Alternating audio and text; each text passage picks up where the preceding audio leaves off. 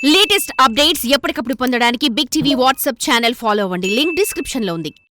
అసలే pan India cinema, ఆపై ఆకాశానికి తాకిన అంచనాలు, పైగా 1000 కోట్లు మా టార్గెట్ అంటూ నిర్మాతల హడావిడి.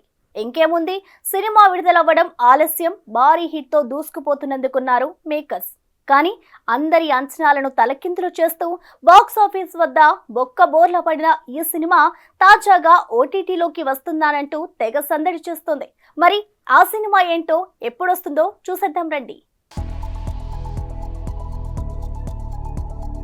కంగువ సూర్య హీరోగా శివ దర్శకత్వంలో తెరకెక్కిన ఈ ఫ్యాంటసీ యాక్షన్ ఫిలిం అంచనాలని అందుకోలేక బాక్సాఫీస్ వద్ద నిరాశపరిచిన సంగతి తెలిసిందే. అయితే ఈ సినిమా ఇప్పుడు ఓటీటీలో స్ట్రీమింగ్ కు సిద్ధమైందన్న వార్తలు వినిపిస్తున్నాయి.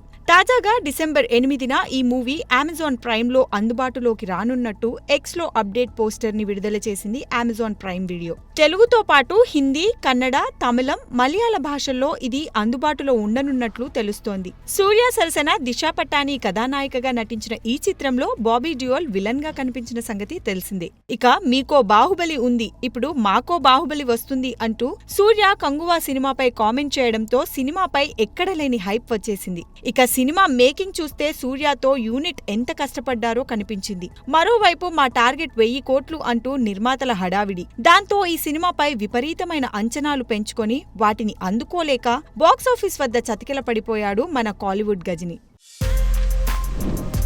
For more videos like this, subscribe Big TV channel.